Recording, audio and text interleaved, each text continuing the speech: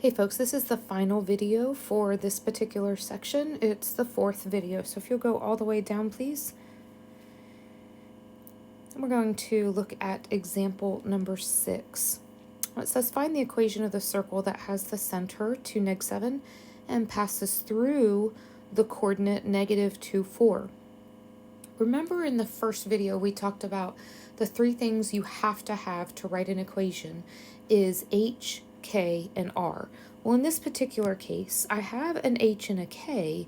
What I'm missing is an r. And we were handed a coordinate, so we're just going to call this our x and our y. So what we'll do for the first step is we'll use our standard equation. We'll plug in the currently circled value, that x and the y, we'll plug that in for x and y, and then we'll plug in these values for the h and the k.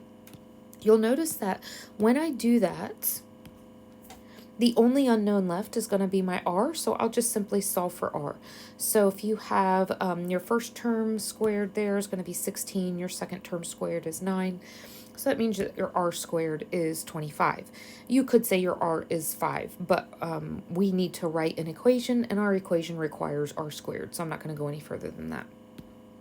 So now I can write my standard equation because I have my h and my k. I also have my r squared, and that's all that I need to write my equation. So we've got x minus 2 quantity squared plus y minus -7 quantity squared is equal to my r squared, which is 25. Example number 7 is actually quite simple. In fact, it's so simple that students tend to get hung up on it. So first thing is, notice that I was given my center, so I have my h and my k, but it looks as though I don't have my radius, but I am told that my circle is tangent to the y-axis. Now, let's think back. It might be a while since you've heard of tangent. Tangent just simply says that the curve touches, in this case, the y-axis in exactly one spot. So what I would be looking at here is maybe a part of my circle, and it looks like this.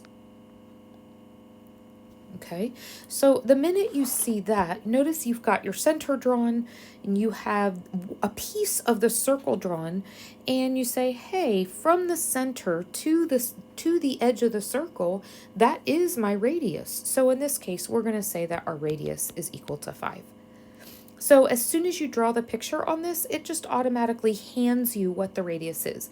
Now I have my h, my k, and my r, so I can go ahead and write my formula, which is going to be x minus 5 quantity squared plus y minus -1 quantity squared is equal to my radius squared, 5 squared, which is 25.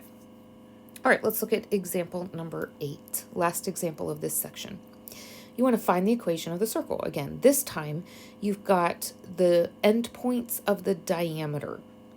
So I'm going to erase this because we don't need that quite yet.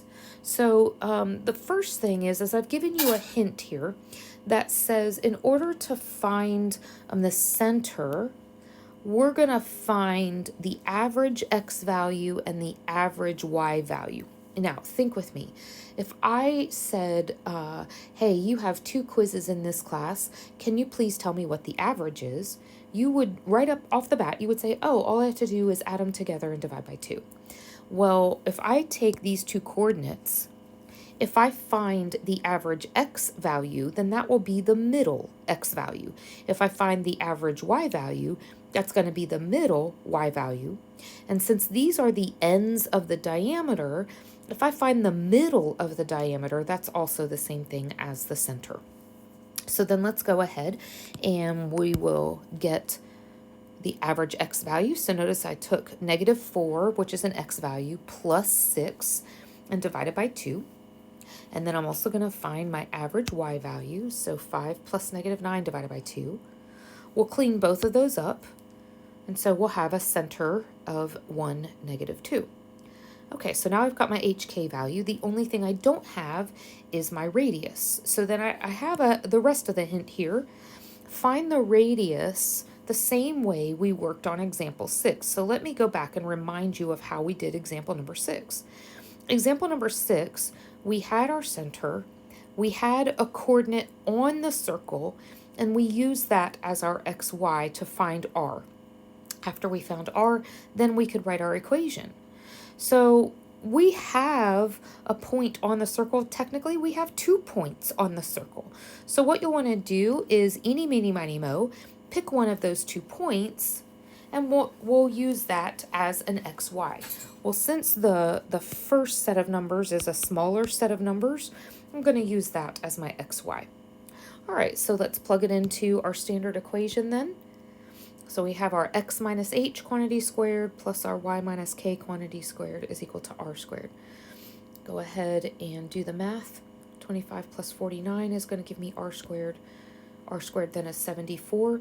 So now I have my h and k, I have my r squared, and all I have to do is write my formula. So we have x minus 1 quantity squared plus y plus 2 quantity squared is equal to r squared, which is going to be 74.